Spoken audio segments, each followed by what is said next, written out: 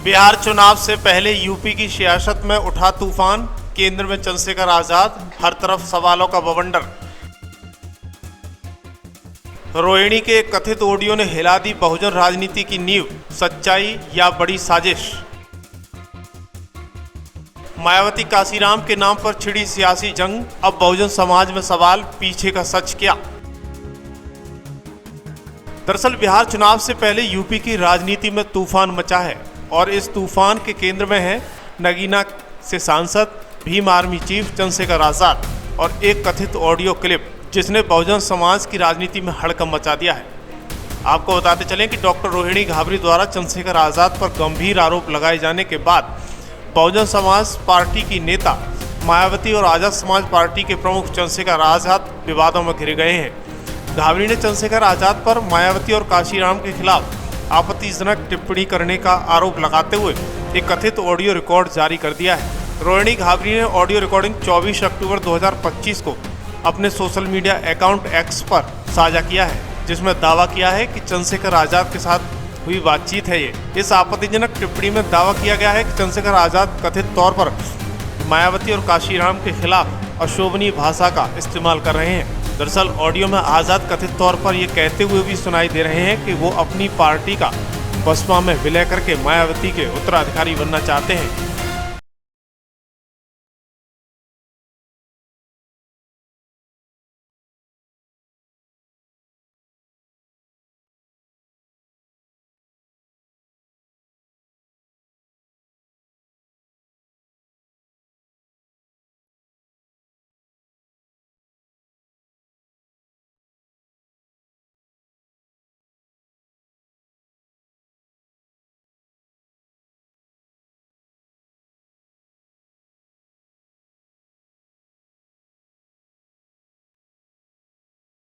पहले वो भेज, मायावती से मेरी मीटिंग करा।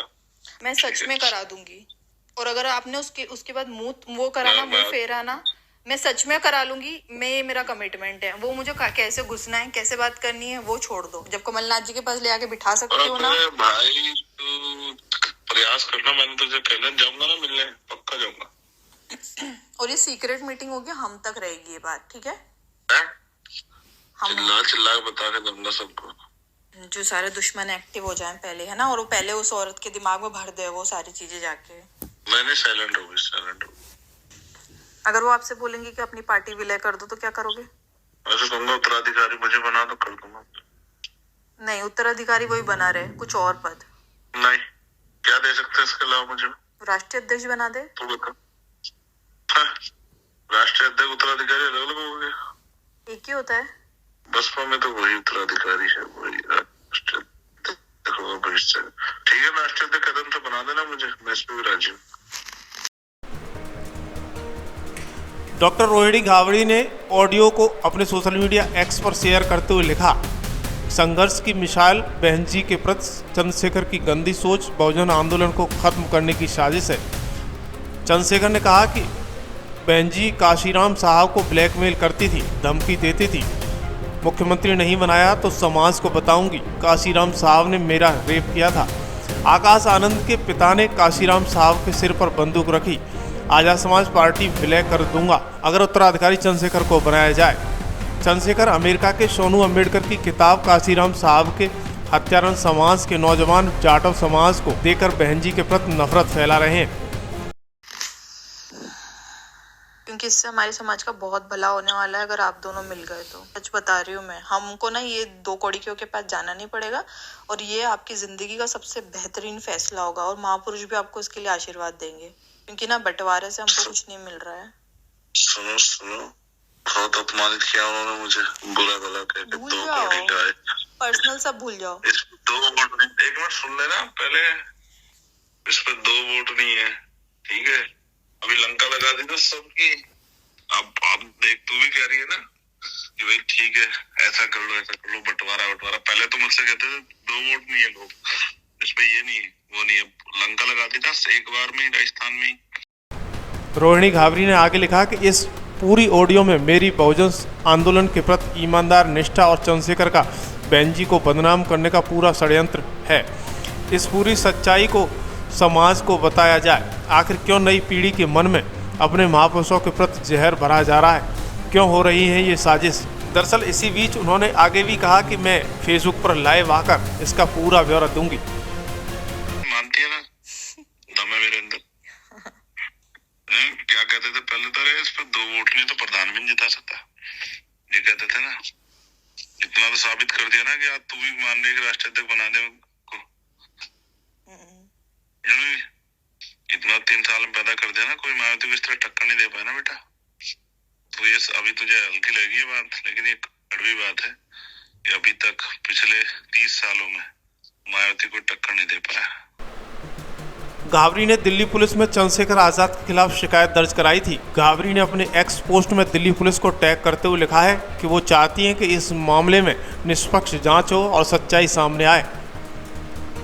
इसके बाद चंद्रशेखर आजाद का बयान सामने आया है। चंद्रशेखर आजाद ने सोशल मीडिया पर आरोपों का जवाब देते हुए कहा है कि वो मायावती जी और काशीराम साहब दोनों का बहुत सम्मान करते हैं। उन्होंने कहा कि अपने कई मंचों से वो हमेशा ये बात कहते हुए आए हैं कि चाहे उनके राजनीतिक रास्ते अलग हों, लेकिन मायावती जी के संघर्ष और काशीराम जी की विचारधारा का वो दिल से सम्मान करते हैं। उन्होंने आगे कहा कि मैं महिलाओं का सम्मान करता हूं, इसलिए किसी पर व्यक्तिगत टिप्पणी नहीं करना चाहता।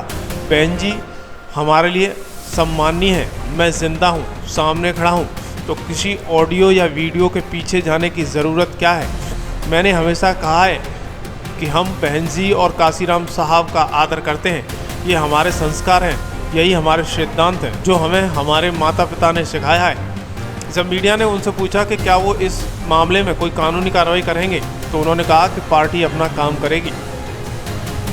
इस तरह से जिसने उसको मजबूर कर दिया उत्तराधिकारी बनाने में। तुझे पता उसकी वाइफ भी आ रही है, मैंने सुना राजनीति में। अच्छी बात है, आना चाहिए। इंटेलिजेंट लेडी है, डॉक्टर है, यंग है, और वैसे भी भाजपा बसपा में महिलाएं हैं कहाँ चर्चित चेहरे, तो चाहिए भी। तो तुझे एक बात बताऊं मैं तुझे, मैंने तुझे बहुत दिन पहले एक बात बताई थी मायावती की, जो उसने साहब के साथ किया। अब तो मेरी बात लिख के रख ले, वो समय आ गया। अब बीएसपी की प्रतिक्रिया के बारे में हम आपको बताते हैं। ऑडियो के सार्वजनिक होने के बाद बसपा नेता हबीब कुरैशी ने पुलिस से जांच की मांग करते हुए कहा है कि आज़ाद की टिप्पणियों से करोड़ों लोगों की भावनाएं आहत हुई हैं। मायावती जी की चुप्पी। फिलहाल मायावती ने इस मामले पर सीधे तौर पर कोई सार्वजनिक बयान नहीं दिया है। हालांकि उनके भतीजे आकाश आनंद को अक्टूबर 2025 में पार्टी के राष्ट्रीय समन्वयक के पद पर वापस लाया गया है। फिर मेरी बात को इग्नोर कर देना, नहीं ऐसा नहीं वैसा नहीं, मैं तुझे लिख के देता हूँ। ये परिवार ना मायावती को वहीं लिया घुटनों पे, और मैं लिख के देता हूँ। हो सकता है मायावती से जबरदस्ती करवाई, उनकी हैसियत नहीं थी, ठीक है। मायावती ने ये उत्तराधिकारी का पद काशीराम साहब को ब्लैकमेल करके लिया। उसके भाई ने साहब की छाती पे पिस्टल रखा। लेकिन डॉक्टर रोहिणी घावरी ने अपने सोशल मीडिया एक्स पर फिर से एक बयान जारी किया है। उन्होंने कहा कि अगर हिम्मत है तो एक बार बस इतना बोलकर बता दे कि बहन जी को अपशब्द कहने वाला ऑडियो फेक है।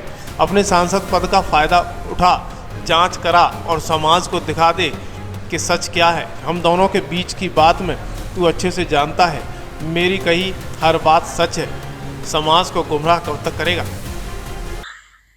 ठीक है, मायावती ने बात कही कि मैं समाज में जाके कहूंगी कि काशीराम ने मेरा रेप किया।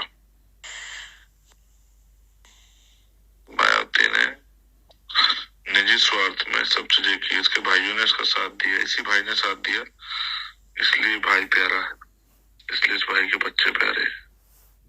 दरअसल बसपा समर्थकों के कई सोशल मीडिया हैंडलों पर चंद्रशेखर के खिलाफ कड़ी नाराजगी जताई जा रही है, लेकिन चंद्रशेखर के समर्थक इस मसले को राजनीतिक करार देते हुए एक बड़ी साजिश बता रहे हैं।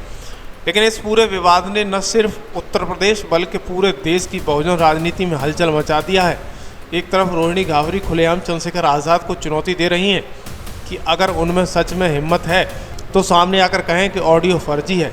वहीं दूसरी तरफ आज़ाद अपने सम्मान और सिद्धांतों की बात कर रहे हैं। अब सवाल ये कि क्या ये विवाद सचमुच बहुजन आंदोलन के भीतर किसी गहरी साजिश का हिस्सा है या फिर चुनाव से पहले राजनीतिक चालों का नया खेल है। क्या सच में ऑडियो असली है या किसी बड़ी रणनीति के तहत तैयार किया गया एक हथियार है। और सबसे अहम, बहुजन समाज इस तूफान में किसके साथ खड़ा है।